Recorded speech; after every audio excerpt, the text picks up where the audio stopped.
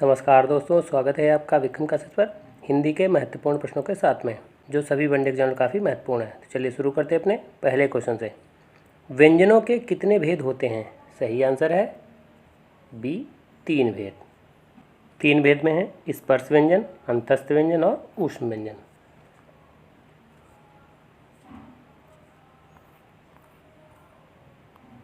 Question number 2, बौद्ध धर्म से जुड़े हुए साहित्य की भाषा है? सही आंसर है डी, पाली भाषा। क्वेश्चन नंबर 3, किस क्षेत्र की बोली को काशिका कहा गया है? सही आंसर है बी, वाराणसी। क्योंकि वाराणसी को काशी भी कहा जाता है, तो इसलिए वहाँ की भाषा को भी जो है काशिका नाम दिया गया है।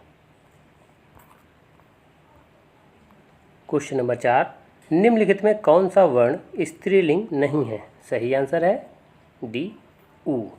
जबकि ई और री, यही 3 वर्ण जो हैं स्त्रीलिंग होते हैं।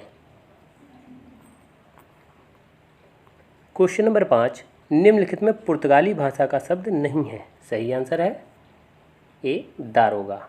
दारोगा जो है ये तुर्की भाषा का शब्द है, जबकि गमला, काजू और आलू ये पुर्तगाली भाषा के शब्द हैं। क्वेश्चन नंबर 6, दुष्चरित्र शब्द में उपसर्ग है? सही आंसर है बी, दुस।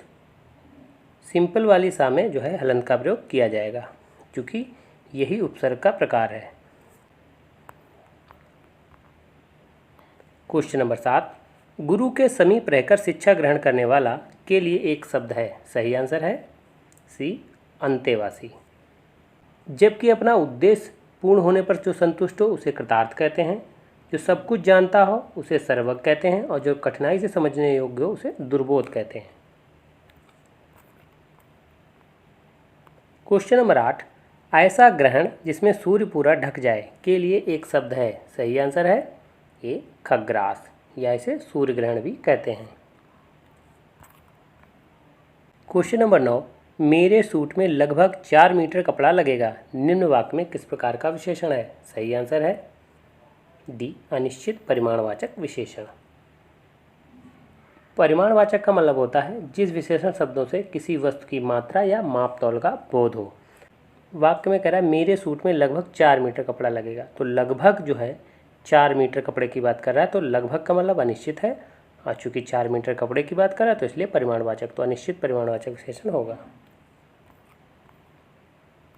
क्वेश्चन नंबर 10, मुझसे शब्द का बहुवचन है? सही आंसर है बी, हमसे। ऐसे प्रश्नों को भी अच्छी तरीके से रिवाइज करें।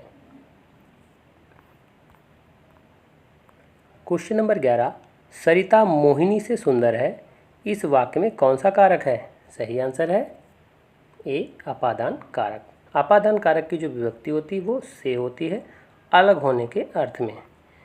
अपादान जो कारक है इसका प्रयोग वाक्य में घृणा के अर्थ में, प्रेम के अर्थ में, तुलना के अर्थ में, डर के अर्थ में और सीखने के अर्थ में किया जाता है। अब आप वाक्य में देखें, सरिता मोहिनी से सुंदर, ये तुलना की जा रही है, तो इसलिए जो है यहाँ पर अपादान कारक होगा। क्वेश्चन नंबर 12, निम्नलिखित में विलोम शब्दों का कौन सा मिलान सही नहीं है? सही आंसर है सी, अवनत।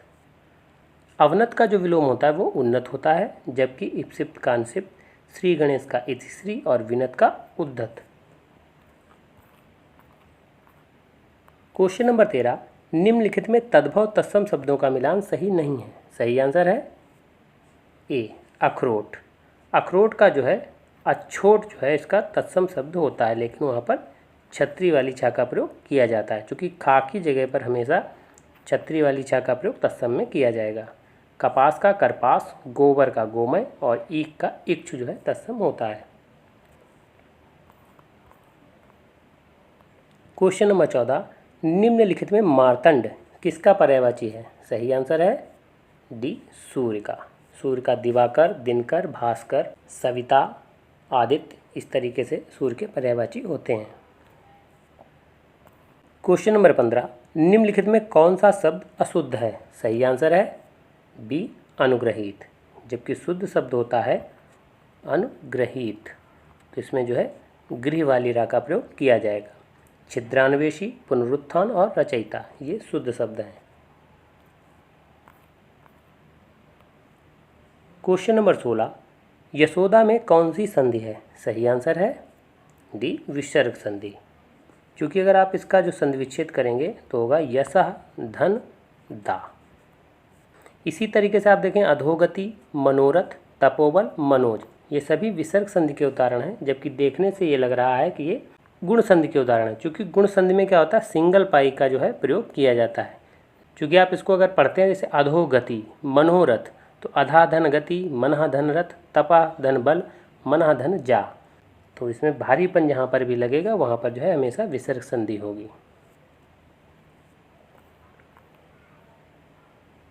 क्वेश्चन नंबर 17, अंशुमाली शब्द में कौन सा समास है? सही आंसर है ए, बहुव्रीहि समास।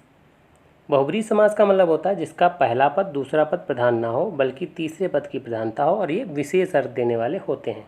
अब आप अंशुमाली का मतलब देखें, अंश का अर्थ होता है किरण, तो इसका मतलब हुआ किरण है माला जिसकी, अर्थात सूर्य की बात हो रही, तो ये विशेष हो गया, इसलिए ये बहुव्रीहि समास होगा। क्वेश्चन नंबर 18, हंसमुख और हंसमुख शब्दों का सही अर्थ है? सही आंसर है बी, मजाकिया हंस का मुख। तो इस हंसमुख का मतलब होता है मजाकिया और हंसमुख का मतलब हंस का मुख। क्वेश्चन नंबर 19, प्रार्थना पत्र एवं कार्यालयीन पत्र किसकी श्रेणी में आते हैं? सही आंसर है ए, व्यापारिक पत्र। क्वेश्चन नंबर 20, हिंदी साहित्य को कितने कालखंडों में विभाजित किया गया है? सही आंसर है सी, 4। आदिकाल जिसे वीरगाथा काल भी कहते हैं, पूर्व मध्यकाल जिसे भक्तिकाल भी कहते हैं, उत्तर मध्यकाल जिसे रीतकाल कहते हैं, और आधुनिक काल जिसे गद्यकाल के नाम से भी जानते हैं। तो ये 4 जो है कालों में हिंदी साहित्य को बांटा गया है।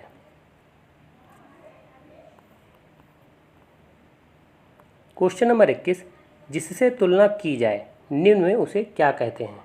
सही आंसर है बी, उपमान, जबकि जिसकी तुलना की जाए उसे उपमेय कहते हैं। क्वेश्चन नंबर 22, अग्नाशय का सही संधि विच्छेद है? सही आंसर है सी, अग्निधन आशय। अग्नाशय, अग्नाशय में जो है यण संधि होगी। अब आप देखें यण संधि मतलब ई धन आ, चूँकि यण संधि में असमान स्वरों का प्रयोग होता है इसलिए जो है यहाँ पर यण संधि होगी। क्वेश्चन नंबर 23, हींग लगे ना फिटकरी रंग भी चोखा लोकोक्ति का अर्थ है? सही आंसर है बी, बिना खर्च अच्छा काम। क्वेश्चन नंबर 24, पौ 12 होना का अर्थ है? सही आंसर है सी, खूब लाभ होना। क्वेश्चन नंबर 25, वह पढ़ने लगा है ताकि परीक्षा उत्तीर्ण कर सके निम्न वाक्य में किस प्रकार का अव्यय है? सही आंसर है बी, समुच्चयबोधक अव्यय। समुच्चयबोधक अव्यय का मतलब होता है कि जहाँ पर दो वाक्यों को जो जोड़ने का काम करे, जैसे ताकि, और, परंतु, किंतु और इसलिए। तो इस तरीके से जो वाक्यों को जोड़ने का काम करते हैं तो उसमें अगर अव्यय पूछा जा रहा है तो वो समुच्चयबोधक अव्यय होगा। और अव्यय के जो है ये 4 प्रकार होते हैं। क्वेश्चन नंबर 26, मोहन ने पत्र लिखा निम्न वाक्य में किस प्रकार का काल है? सही आंसर है ए, सामान्य भूत। क्रिया के जिस रूप से काल के बीते हुए समय में संपन्न होने का बोध हो वहाँ पर जो है सामान्य भूत होगा। अब आप देखें मोहन ने पत्र लिखा, तो लिखा ये क्रिया जो है भूतकाल में हुई है तो इसलिए ये सामान्य भूत होगा। अगर इसी वाक्य को इस तरीके से लिखा गया था कि मोहन ने पत्र लिखा है तो ये आसन्न भूत होता। तो इतना जो है इसको अच्छे तरीके से ध्यान दें। तो लिखा मतलब आ ए ई अंत में अगर उच्चारण में प्रयोग हो रहा है और है का प्रयोग ना हो तो वहाँ पर सामान्य भूत होगा, और उसके आगे अगर है का प्रयोग कर दिया जाएगा तो वहाँ पर आसन्न भूत होगा।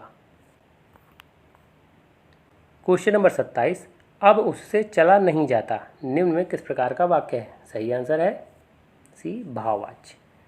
क्योंकि इसमें आप देखें वाक्य में भाव का प्रयोग हो रहा है, अब उससे चला नहीं जाता। इस तरीके से अगर वाक्य दिया गया हो तो वहाँ पर हमेशा भाववाच्य होगा। जैसे अब उससे चला नहीं जाता, अब उससे खाया नहीं जाता, अब उससे हंसा नहीं जाता, अब उससे रोया नहीं जाता। तो ऐसे वाक्यों में हमेशा भाववाच्य होगा। क्वेश्चन नंबर 28, भूकंप में किस प्रकार की संज्ञा है? सही आंसर है बी, जातिवाचक संज्ञा। चूँकि भूकंप का कोई नाम नहीं है तो भूकंप जो है सभी की बात कर रहा है, इसलिए ये जातिवाचक संज्ञा होगी। और संज्ञा के जो है 5 भेद होते हैं: व्यक्तिवाचक संज्ञा, जातिवाचक संज्ञा, भाववाचक संज्ञा, समूहवाचक संज्ञा और द्रव्यवाचक संज्ञा। क्वेश्चन नंबर 29, मास कंजम्पशन का हिंदी अर्थ है? सही आंसर है ए, जनसंचार। क्वेश्चन नंबर 30, निम्नलिखित में पूज्य शब्द का स्त्रीलिंग है? सही आंसर है बी, पूज्या। तो वीडियो कैसा लगा? अगर अच्छा लगा हो तो लाइक करें, शेयर करें, सब्सक्राइब करें। धन्यवाद दोस्तों।